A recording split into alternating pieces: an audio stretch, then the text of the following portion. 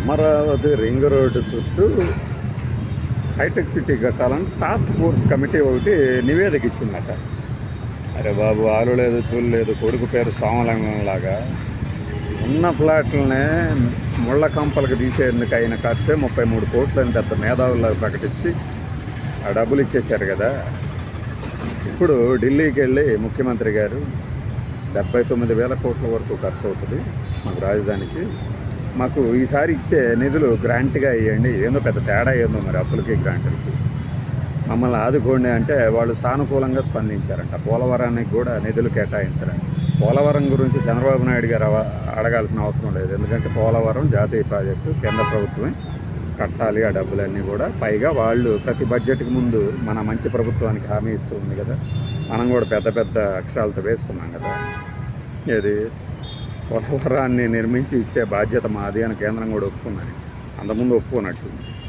So ఆ నిధులను మీరు అడగడం మానేసి పోలవరం అథారిటీ ఉంటుంది కదా, ఆ అథారిటీ కనుక అప్రూవ్ చేస్తే ఆ నిధులను పైనుంచి వచ్చినటువంటి నిధులకి వీళ్ళు అప్రూవల్ ఇస్తే హ్యాపీగా ఖర్చు పెట్టుకోవచ్చు. అది ఎప్పుడు వస్తుందో తెలియదు, కానీ క్యాపిటల్ సిటీకి సంబంధించి 78,000 కోట్లు ఖర్చు అని మళ్ళీ అలా అంచనాలు పెంచారు. అంటే ఎప్పటికప్పుడు ఇలా అంచనాలు పెంచుకుంటూ పోతే అసలు 1,00,000 కోట్లు అనే ఒక పదం చేరేదాకా మనకు నిద్ర పట్టినట్టు అనిపిస్తుంది.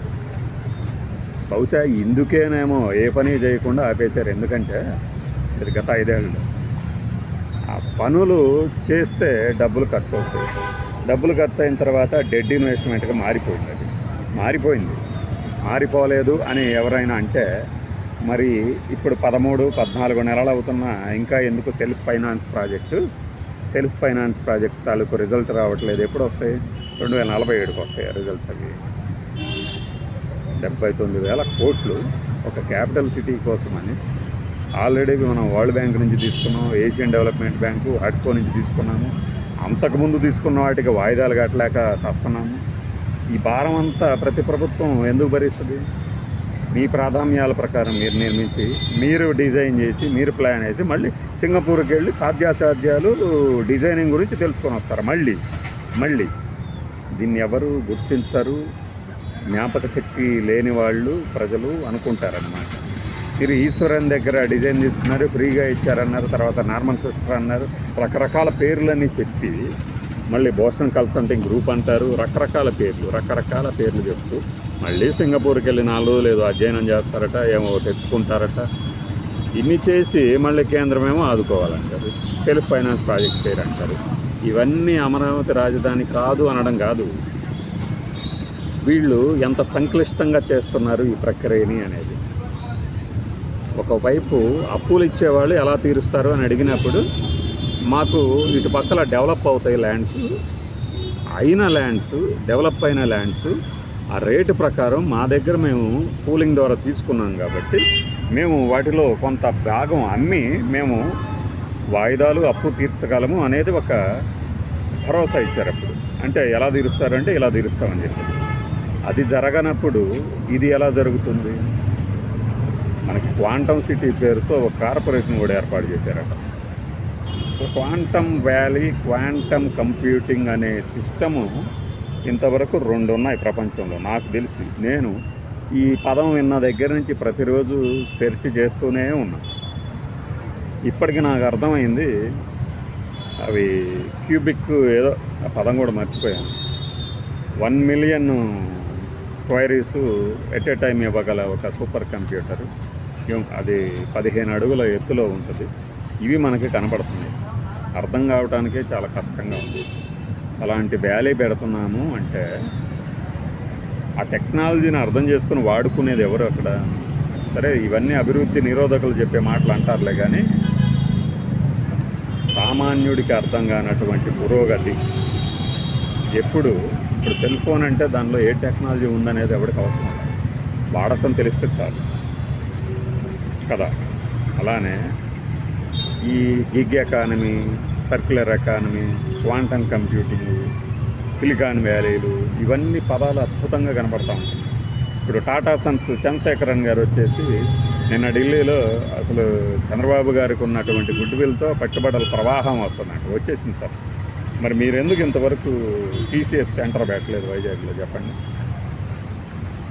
ఎందుకు పెట్టలేదు? ఎవరిని నమ్మిద్దామని చూస్తారు?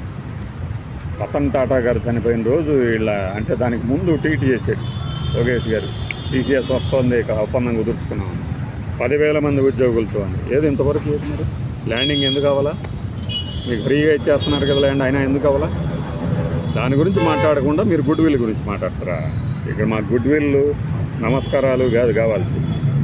నిజంగా రండి, మీరు కనుక వస్తే చాలామంది వస్తారు కదా. మైక్రోసాఫ్ట్ ఏదో అమరావతికి రాబోతుందన్నారు, గూగుల్ డేటా సెంటర్ అన్నారు, గూగుల్ ఎక్స్పీరియన్స్ సెంటర్ అంటారు. ఆ కంపెనీకి సంబంధించిన రకరకాల విభాగాల్లో ఏది ఏర్పాటైనా కూడా సంతోషం. కానీ ఏది ఏర్పాటు కాకుండానే ఈ హంబక్ కబుర్లు ఏంటి? ఏమంటారు ఎవరైనా? ఎగతాళి చేస్తారు మన మళ్ళీ మీ అమరావతి మీ అమరావతి. ఈవెన్ ఇక్కడ తెలంగాణలోనే కాదు, ఆంధ్రప్రదేశ్లో వాళ్ళు కూడా, మిగిలిన వాళ్ళు అంటే ఆ వైఎస్ఆర్సీపీ పార్టీ అభిమానులు అది అవ్వదు ఇది రాదు. కోర్స్ అవి రాకపోవచ్చు, కానీ డెవలప్మెంట్ ఏం ఆగదు. That's inevitable. ఎవడూ ఆపలేడు డెవలప్మెంట్ని. కానీ వీళ్ళు చెప్తున్న మోడల్లో అంటే అది భారం, అది చాలా భారం. అది ఎలా అనేది ఇప్పుడు మనం క్రెడిట్ కార్డు మీద అప్పు తీసుకుంటాము, ఆ అప్పు తీర్చడానికి ఇంకోటి కాల్ చేస్తాడు. ఏది మేము మా దాంట్లోకి మారితే కనుక ఏది లోన్ ట్రాన్స్ఫర్ ఉంది తక్కువ ఇంట్రెస్ట్ అంటాడు. వాడు చెప్పేటప్పుడు ఒకటి ఉంటుంది, తర్వాత ఒకటి ఉంటుంది. మళ్ళీ ఈ లోన్ తీర్చడానికి ఈ లోను, ఆ లోన్ తీర్చడానికి ఇంకో లోన్లు కడుతూ పోతే ఇక నీ దగ్గర మిగులు ఎప్పుడు ఉంటుంది? క్రెడిట్ స్కోర్ ఎవరికి కావాలి? సిబిల్ స్కోర్ ఎవరికి కావాలి? సిబిల్ స్కోర్? నీ దగ్గర ధనం ఉండాలి కదా, అప్పులు కాదు ఉండాల్సింది. At the end of the day ధనం ఉండాలి, అప్పులు కాదు. అప్పులతో తెచ్చిన ధనంతో నువ్వు రోజులు ఎలా మార్చవచ్చు? వన్ ఫైన్ డే నీ ఉద్యోగం ఉండదు, ఏం పెడతావు? ఈఎంఐలు. అట్లానే మీ దగ్గర ఆదాయం రాకుండా ఉంటే ఏం పెట్టి ఈఎంఐలు కడుతూ ఉంటాం మనం. ఇది అర్థం చేసుకొని వాళ్ళకి మనం ఏమి చెప్పలేము. అమరావతి రింగ్ రోడ్ చుట్టూ హైటెక్ సిటీ. బాయ్.